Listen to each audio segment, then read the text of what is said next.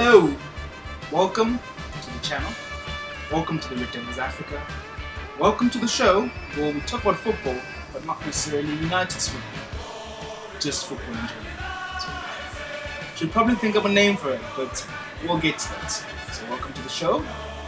The segment's back, so I've been gone for a while. Well, I haven't really been gone, I've been on the podcast, but I haven't done this segment for a while, and that's down to me focusing on my studies. But I'm back now, and I'll be posting every Monday or Tuesday, depending on when United's play. But yeah, that's the agenda. So without any further ado, let's get to it. The FA Cup semi-final. Nothing short of a Manchester catastrophe. Jeez, my life, what is that? It was horrible. It was absolutely crap. And the Manchester teams clearly decided they're going to F us over because the football was just horrible. But we'll start with the first semi-final, which is Arsenal against Man City. What can I tell you? Like, the public finally finding out about Pep's PTSD over losing Arteta, and De Bruyne doing his best Lingard impression was the least of their problems. The football was atrocious. And that's not something you say a lot about Manchester City because they usually play amazing football. But the stats don't lie. They had 12 shots, they had only 2 on target, 70% possession, 12 fouls. It was just horrendous. And no matter what word you want to use, it was lethargic, it was slow. Like, I swear I've seen PSL teams move the ball faster than Manchester City did. And if you don't get that joke, PSL teams are notorious moving the ball really, really slow. But yeah, it just leaves so many questions over Manchester City. Where are they going? Will they win the Champions League like everybody's been saying? Like, I don't know anymore. I've been advocating so much for that, but the form is just not up to scratch. First, I thought it was a mental thing. I thought in the Premier League, they have a team that's been running them over like Liverpool. It's very hard to keep that winning mentality.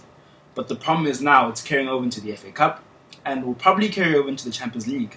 And that's worrying. And it made me realize that you can't just switch it on. It's not like in the Premier League we're playing bad because of this and so, but we're going to turn it on in the Champions League because it's a different competition and we have a chance to win it. So it's very worrying for Manchester City. And if they play like they did against some of the teams in the Champions League, I fear they might get run over. Some teams usually would fancy them over, like let's say Juventus or something. I think the side of the tree that they're on in the Champions League will work in their favour because I think they're potentially versing Barca in the next round, and Barca is much, much worse than Manchester City is. But winning it, I just don't know anymore. But can you blame Manchester City because they lost to the best team in the world, Arsenal? Like, these guys beat the English champions and they beat the former English champions. So yeah, how well are they playing? Well, don't ask an Arsenal fan. And to be more specific, don't ask an Arsenal fan who's employed by Arsenal Fan TV, because the way those mates are celebrating every single goal and every single challenge, they just might bite your hand off. So jokes aside though, Arsenal are playing well. They played well against Manchester City. The student beats the master, and I'm pretty sure he really would have appreciated that. In a sense of respect for Pep, and it's a big accolade to beat someone like Pep. And it's kind of tough for Arteta because he kind of lives under the shadow of Pep Guardiola. Everything he does is like, he did that on the Pep, and you can see the Pep influence. So to get one over Pep is a big deal for him, and a big deal for Arsenal, because they're in the FA Cup semi-final. They're in the FA Cup final now, and they could win it, and they will be in Europe. And if you're not an Arsenal fan, you realize that Europa is probably where Arsenal's level is. No offense to Arsenal, but it's a big deal for them. But just how well are they playing, and is there longevity in what they're doing? Personally, maybe I'm biased because I'm a United fan. I don't think so, because yeah, good tactics, it's very clear. Even though they did play some very strange defensive tactics against Manchester City, they worked, but it looked like every single Arsenal player was in the keeper's box at the point.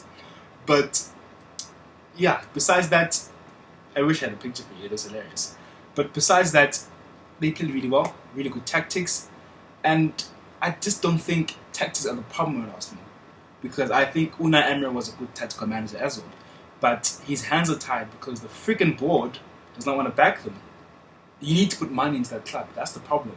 The problem with that club is that they don't have good enough players, and until they fix that, it's gonna be a merry-go-round of managers. which is unfortunate for Arsenal.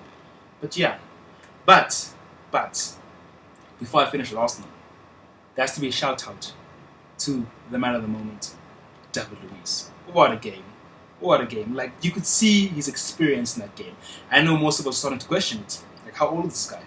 But you could see the experience in that game. And he's an inspiration. He's an inspiration to players all over Europe, players in the Premier League, at some of the best clubs in the world. That doesn't matter if you haven't scored a Premier League goal this season, or even had a Premier League assist. It doesn't matter if you've barely touched a blade of grass. There's hope for you. David Luiz showed you that. Then to the second semi-final. Man United versus Chelsea. Oh my gosh. What the fuck was David De Gea doing? Like, what was that? What the heck was that? Like, I'm furious. I'm furious. I'm pretty sure every United fan is furious. What the hell was David De Gea doing? And like, at this point, I agree with Roy Keane. We should have just left him. We should have left him at Wembley. Bloody hell! What was that? It's so annoying. It's so annoying because we didn't play well in general, but the score was 3-1.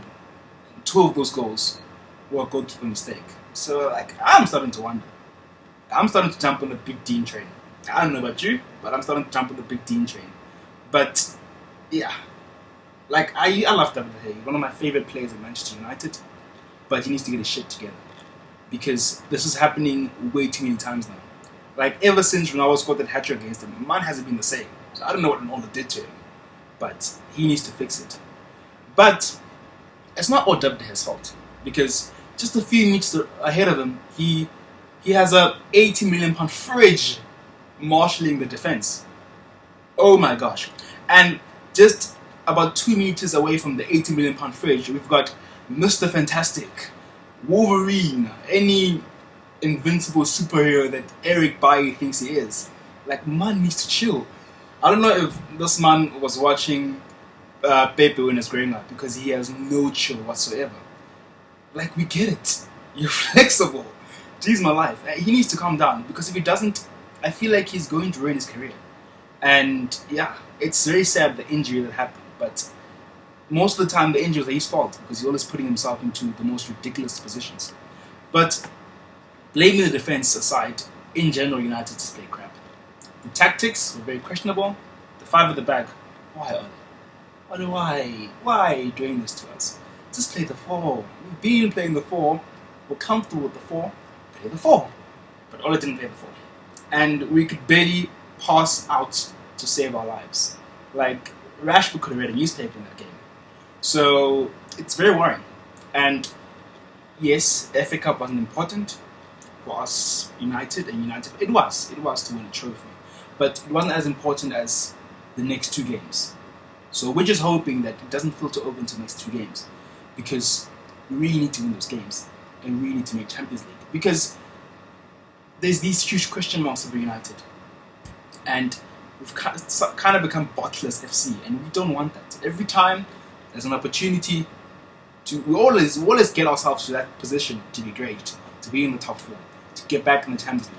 But it seems like we just bottle it at the end, and that's not a reputation that Manchester United wants. But big ups to Chelsea. They played well. Tactics were on point, but again, I don't mean to go back to United, but Ole as well, playing the same tactic the 4th time against Frank Lampard. Like, how naive can he be? He was obviously going to figure it out eventually. So he did, and they played really well, Chelsea. And Ole being naive cost him. But Chelsea were very good defensively, the press was very good, and they were brilliant on the counter. So big ups to them, they deserve it. They're in the final, they're probably going to win it, because Arsenal are crap. But yeah, but it just puts different types of question marks over Chelsea.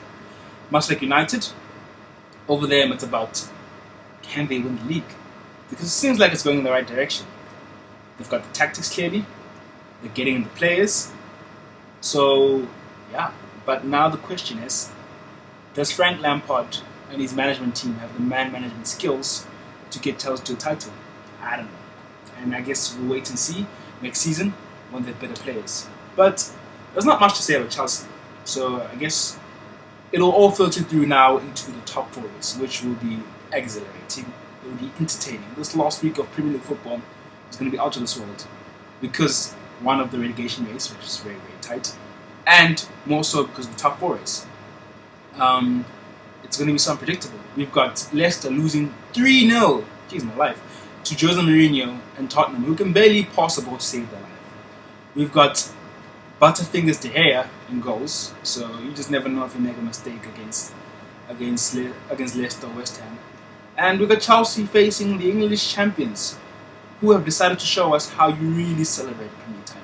But just taking your foot off the gas. Like Liverpool are done. They're finished. They don't care anymore, which is unfortunate. But I kind of think that they might turn up against Chelsea because if I'm not mistaken, they're getting the title on the day. So I think that will motivate them to turn up. But yeah, it's going to be very, very entertaining. But yeah, that's the show. To close it off really quickly, breaking news in terms of the Ballon d'Or. Apparently, it's been cancelled this year.